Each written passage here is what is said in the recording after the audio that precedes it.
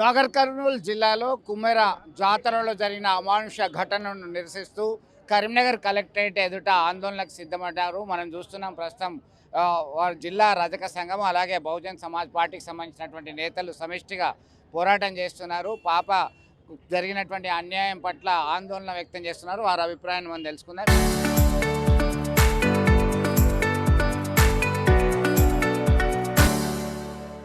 ఏం జరిగింది అసలు, మీ డిమాండ్ ఏంటి? అన్న మొన్నటి రోజున నాగర్ కర్నూలు జిల్లా కుమ్మర జాతరలో మా రజక కులస్తులు నలుగురు ఆడబిడ్డలు ఒక ఫ్యామిలీతో కలిసి 6 టెంపుల్లో గుడిలోకి వెళ్ళడం వెంటనే వీళ్ళు రజక కులస్తులు 100 రూపాయలు టికెట్ ఇవ్వలేదని చెప్పి వాళ్ళతో గొడవ పడి అక్కడ స్థానిక సర్పంచ్ తుకారాం మిగతా ఇంకా 4 కలిసి వీళ్ళు చాకలి కులస్తులు వీళ్ళు లోపలికి ఎందుకు వచ్చిరని ఒక గృహ నిర్బంధనం చేయడం జరిగింది. టెంపుల్లో కొబ్బరికాయ టెంపుల్లో గృహ నిర్బంధనం చేయడం జరిగింది. 3 గంటల పాటు చిత్రహింసలు చేసి కొట్టడం జరిగింది. కొడుతున్న తరుణంలో వాళ్ళు ఆడబిడ్డలు అయి ఉండి బతిలాడడం జరిగింది. బతిలాడిన కూడా అక్కడ స్థానిక సర్పంచ్ తుకారాం అస్సలే వినలేదు. వినకపోయేసరికి మా చంద్రకళ, మా ఆడబిడ్డ లాంటి చంద్రకళకు తలపై గాయం జరిగిన వెంటనే గణేష్ ఉండి తోపులాట చేస్తూ ఆ పాప పసికంది కూడా కింద వాడి జారిపోవడం జరిగింది. ఆ జారిపోయే తరుణంలో ఆ పాప గుండె ఆగిపోయి మరణించడం జరిగింది. అయినా కూడా కనికరించకుండా 3 గంటల పాటు చిత్రహింసలు చేసినారు. చేసిన వెంటనే ఆ స్థానిక పోలీస్ స్టేషన్కి వెళ్ళి కంప్లైంట్ ఇవ్వడం ద్వారా వాళ్ళు అసలు కూడా పట్టించుకోకుంటే ఆందోళన కార్యక్రమం చేస్తే ఒక 3 తూతు మంత్రంగా 3 శ్రీకాంత్ రెడ్డిని, శ్రీనివాస్ రెడ్డిని మరియు శ్రీనివాస్ రెడ్డిని అరెస్ట్ చేయడం జరిగింది. కానీ స్థానిక సర్పంచ్ అరెస్ట్ చేయలేదు, తుకారాముని అరెస్ట్ చేయలేదు. ఎందుకు చేయలేదు? మీ డిమాండ్ ఏంది? పరిస్థితి చాలా దారుణంగా కనబడుతుంది. మీరు చెప్పిన దాని ప్రకారము పాప మృతికి వాళ్ళకి ప్రధానమైన కారణము కంప్లైంట్ ఇవ్వడం జరిగింది. ఎలా శిక్షించాలని డిమాండ్ చేస్తున్నారు? మేము వాళ్ళను వెంటనే ఎస్సీ ఎస్టీ అట్రాసిటీ కేసు మా బాధితులు 8 మంది ఉన్నారని చెప్పారు. 3 అరెస్ట్ చేశారు. కాబట్టి 8 మందిని కూడా వెంటనే అరెస్ట్ చేయాలి. వెంటనే అరెస్ట్ చేయాలంటే ప్రభుత్వం ఫస్ట్ దిగి వచ్చి రేవంత్ రెడ్డి పాలనలో రెడ్డి రాజ్యాలు ఈ అరాచకాలు చేస్తున్నా కూడా రెడ్డి రాజ్యం పట్టించుకుంటలేడు రేవంత్ రెడ్డిని వెంటనే గడ్డ దిగేదాకా మేము పోరాటం చేస్తాం. లేని పక్షంలో మా స్థానిక మా బీసీ మా రజక ముద్దుబిడ్డ ఎమ్మెల్యే ఉన్నాడు, అయినా ఇంకా స్పందించలేడు.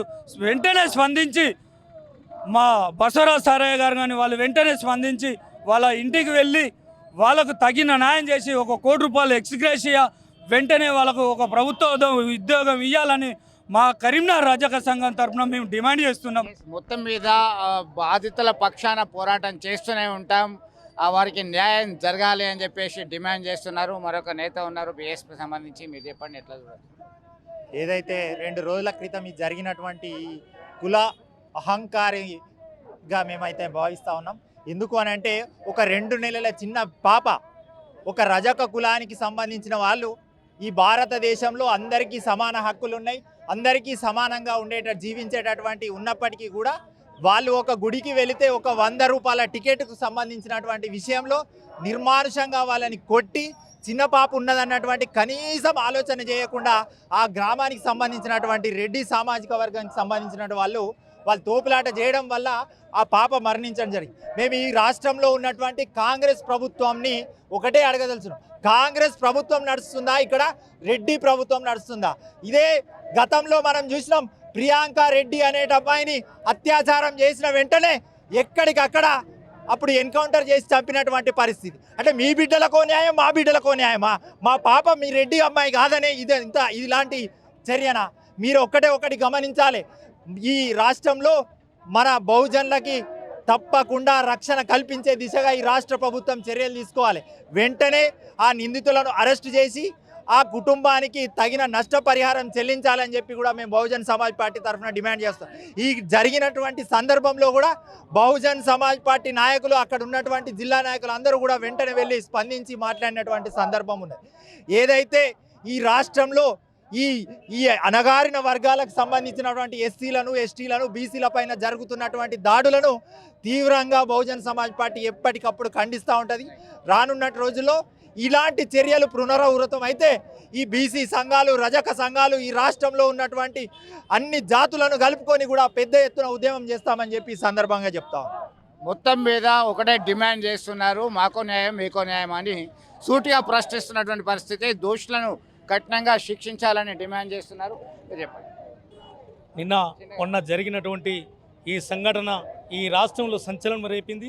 ఎందుకంటే ఈ అగ్రవర్ణ రెడ్డిలు అనేటువంటి వాళ్ళు అక్కడ ఉన్నటువంటి ఆ మల్లన్న దేవాలయంలో ఆ పాలకవర్గం మొత్తం ఆ సామాజిక వర్గం చెందినటువంటి రెడ్డిలే కాబట్టి వీటి మీద వాళ్ళందరూ కూడా అంటే టికెట్ లేకుండా టోకెన్ ఉందా అని చెప్పి అడిగిండ్రు, కానీ 100 రూపాయల టికెట్ లేదు ఏం లేదని చెప్పి అనడంతో మహిళల మీద దాడి చేసి ఒక రూములో వేసి బంధించి ఈ రకంగా మరి అన్యాయం చేయడం, ఎందుకంటే దాడి చేయడం ఏమైనా చర్య ఈ రాష్ట్రంలో ఇప్పటికైనా స్పందించే రాష్ట్ర ప్రభుత్వం రేవంత్ రెడ్డి స్పందించకపోతే అదేవిధంగా ఉన్నటువంటి కాంగ్రెస్ ఉన్నటువంటి షాద్నగర్ ఎమ్మెల్యే, అదే నాగర్ కర్నూలు జిల్లాకు చెందినటువంటి ఎమ్మెల్యే రజక ఎమ్మెల్యే, ఎమ్మెల్సీ బసర సారా, వీళ్ళందరూ కూడా రాష్ట్రంలో కాంగ్రెస్లో ఉన్నటువంటి నాయకులందరూ కూడా స్పందించి మరి రేవంత్ రెడ్డికి మరి బుద్ధి చెప్పే విధంగా మరి ధర్నాలలో రాస్తారోకోలో పాల్గొనాలని, ఒకవేళ 8 మంది మీద కేసు పెట్టకపోతే మేము రేపు 27వ తారీఖున సీఎం ఇంటిని ముట్టడిస్తాం. రాష్ట్రంలో రజక సంఘాలు అన్నీ కూడా హెచ్చరిస్తున్నాయి. వెంటనే 8 మందిని అరెస్ట్ చేసి మరి చేయాలని చెప్పి మేము డిమాండ్ చేస్తూ ఉన్నాం. మొత్తం మీద ఆ ఘటనకు కారకులు 8 మందిగా గుర్తించామని చెప్తున్నారు. వారి అందరిపైన కేసు పెట్టాల్సిందే, కఠిన శిక్ష విధించాల్సిందే, లేదంటే సీఎం ఇంటి ముట్టడి తప్పదు. తమ యొక్క ఆందోళనను ఖచ్చితంగా ఉధృతం చేస్తామని హెచ్చరిక జారీ చేస్తున్నారు. వీడియో జర్నలిస్ట్ సుమంత్తో కలిసి చంద్రశేఖర్, RTV, కరీంనగర్ నుండి. Local to global news at your finger tips. మీ చేతిలో ఒక ఆయుధం. డౌన్లోడ్ రా TV app. Media legend Ravi Prakash is back.